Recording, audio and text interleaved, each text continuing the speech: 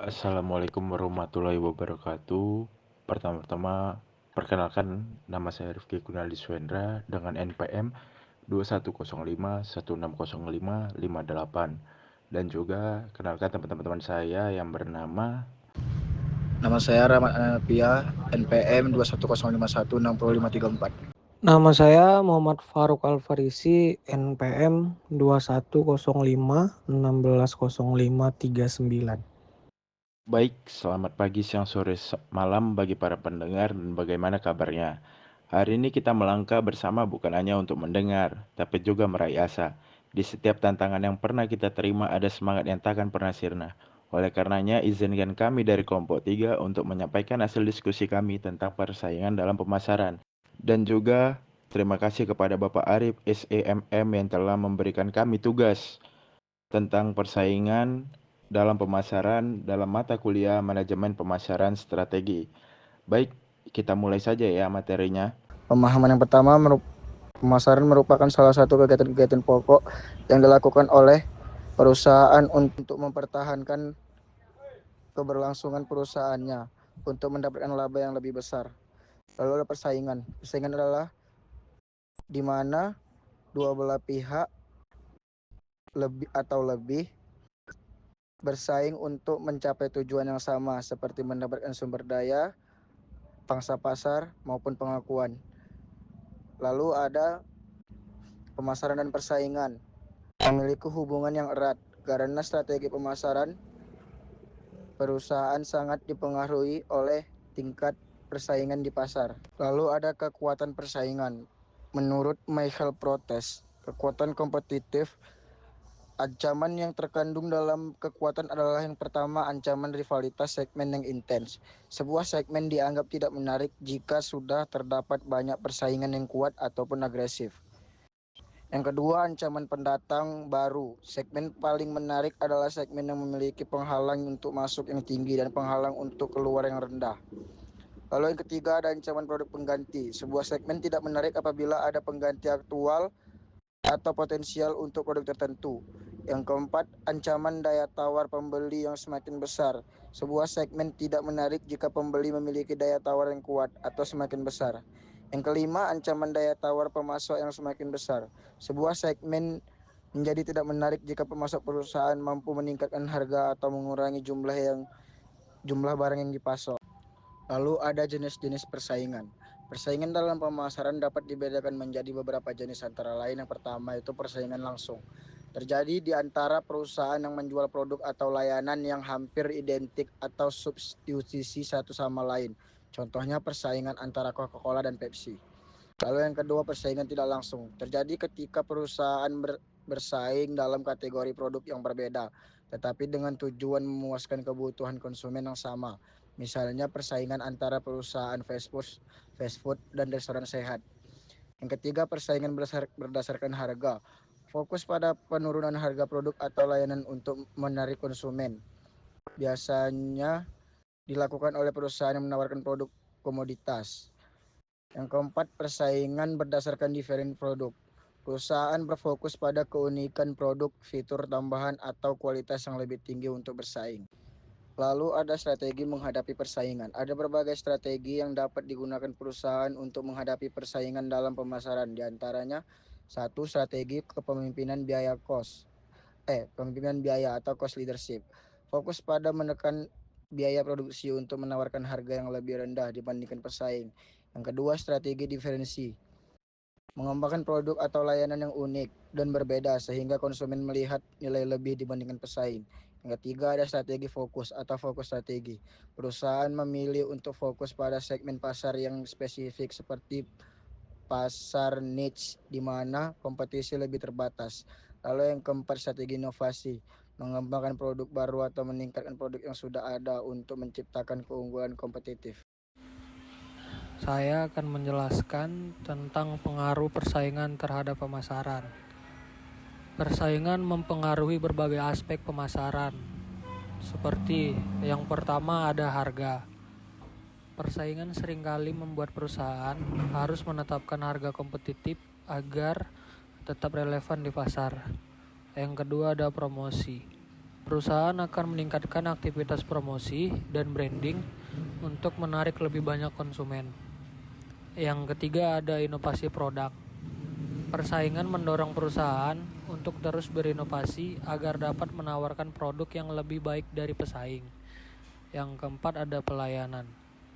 Layanan pelanggan yang baik dapat menjadi pembeda utama di pasar yang sangat kompetitif. Mengidentifikasi para pesaing.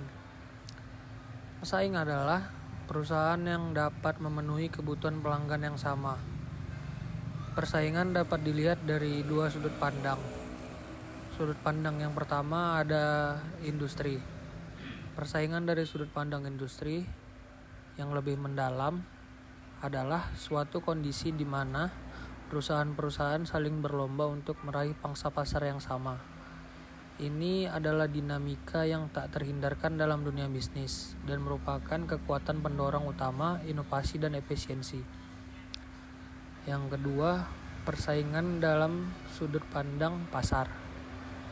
Persaingan dari sudut pandang pasar mengacu pada dinamika interaksi antara berbagai pelaku pasar atau perusahaan, konsumen, dan pemasok dalam memperebutkan pangsa pasar. Ini adalah cerminan dari bagaimana konsumen merespon berbagai penawaran produk atau jasa yang ada di pasaran. Menganalisis para pesaing. Yang pertama, strategi. Langkah awalnya, sekelompok perusahaan menerapkan strategi yang sama atas pasar sasaran. Yang kedua, tujuan. Dengan perusahaan membuat tujuan, setelah mengidentifikasi pesaing utamanya dan strategi, lalu menanyakan, apa yang dicari masing-masing pesaing dalam pasar? Apa yang mendorong perilaku pesaing? Suatu asumsi awal plus memaksimumkan laba. Langkah yang ketiga adalah mencari titik lemah dan titik kuat pesaing. Perusahaan mengumpulkan informasi, kekuatan, dan kelemahan sumber daya yang dimiliki pesaing. Merancang sistem intelijen. Market intelligence atau intelijen pemasaran adalah informasi sehari-hari yang relevan dengan pasar perusahaan, dikumpulkan dan dianalisis secara khusus untuk tujuan yang akurat dan percaya diri. Pengambilan keputusan dalam menentukan peluang pasar, strategi penetrasi pasar, dan pengembangan pasar dan metrik. Orientasi pesaing.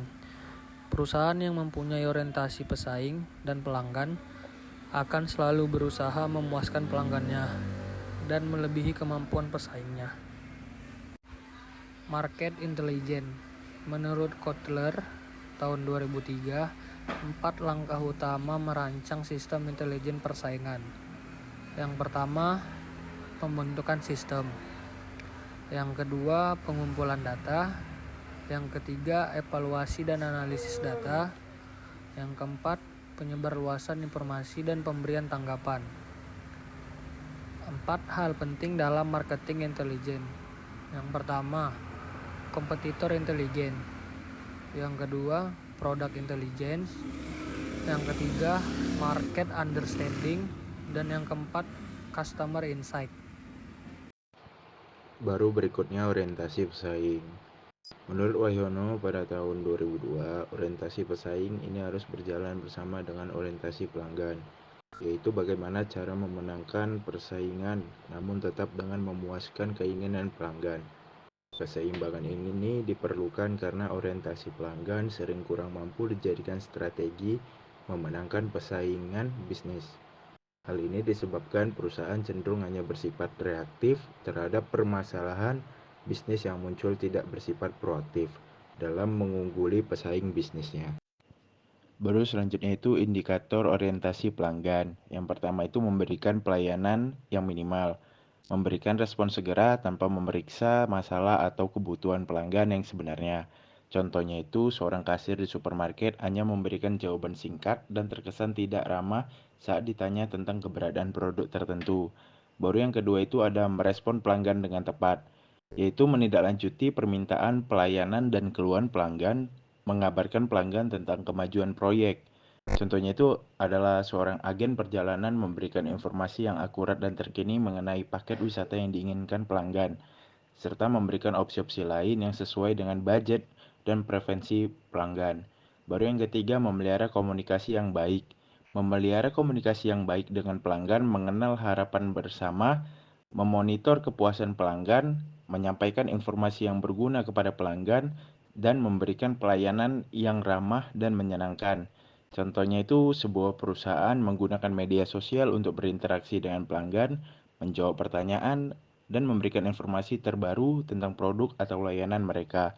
Yang keempat itu bertindak untuk pelanggan, yaitu menyediakan diri setiap saat, terutama pada saat pelanggan sedang masa kritis, bertindak lebih dari biasa yang diharapkan pelanggan. Contohnya itu seorang pemilik restoran secara pribadi meminta maaf kepada pelanggan karena terjadi kesalahan dalam pesanan dan menawarkan makanan pengganti tanpa biaya tambahan begitu. Selanjutnya ada merancang strategi bersaing. Yang pertama itu serangan frontal. Serangan frontal itu adalah strategi di mana perusahaan secara langsung bersaing dengan pesaing utama di pasar yang sama dengan menawarkan produk atau jasa yang serupa. Contohnya itu perusahaan minuman ringan, Coca-Cola dan Pepsi, terus bersaing sengit dengan menawarkan produk baru, iklan yang menarik, dan promosi yang agresif untuk merebut pangsa pasar. Kelebihan dari serangan frontal ini dapat memberikan hasil yang cepat jika berhasil, karena langsung menargetkan konsumen pesaing. Kekurangannya itu membutuhkan sumber daya yang besar, seperti biaya pemasaran yang lebih tinggi dan investasi dalam riset dan pengembangan produk. Baru yang kedua itu ada serangan sisi. Serangan sisi adalah strategi di mana perusahaan menyerang pesaing dengan menawarkan produk atau jasa yang berbeda, namun terkait atau dengan menargetkan segmen pasar yang belum terlayani oleh pesaing. Contohnya itu perusahaan penerbangan berbiaya rendah atau low cost carrier seperti AirAsia dan Lion Air menyerang pasar penerbangan tradisional dengan menawarkan harga tiket yang lebih murah dan layanan yang lebih sederhana.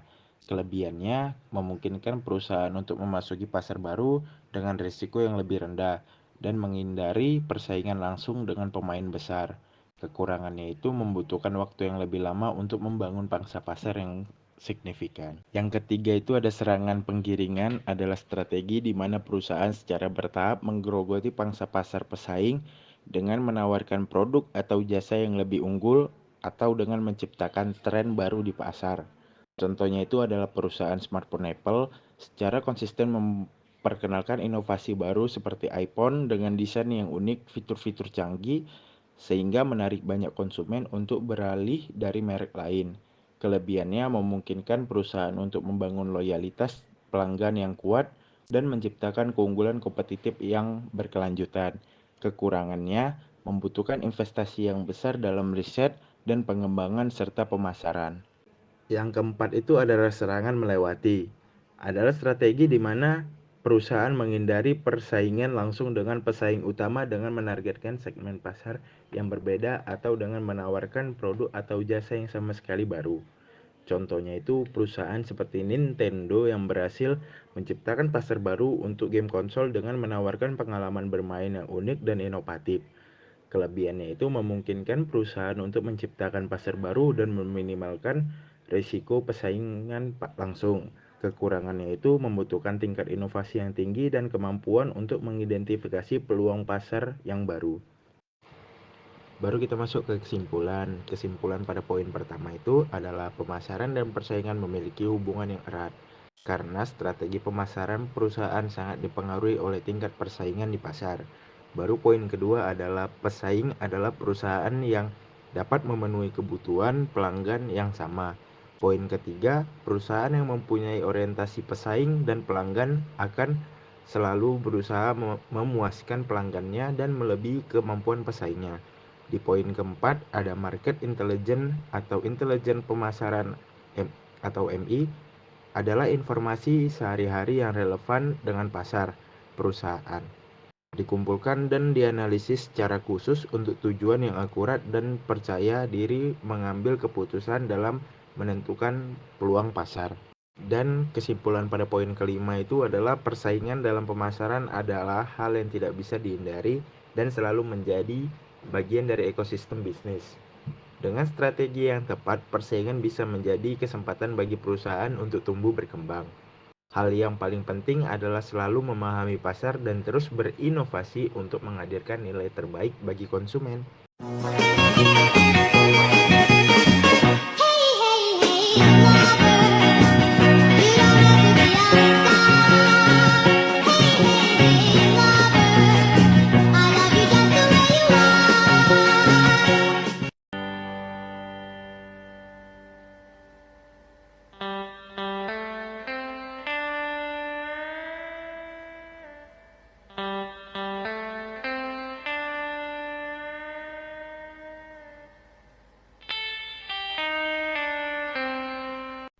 Thank you all for watching this here video.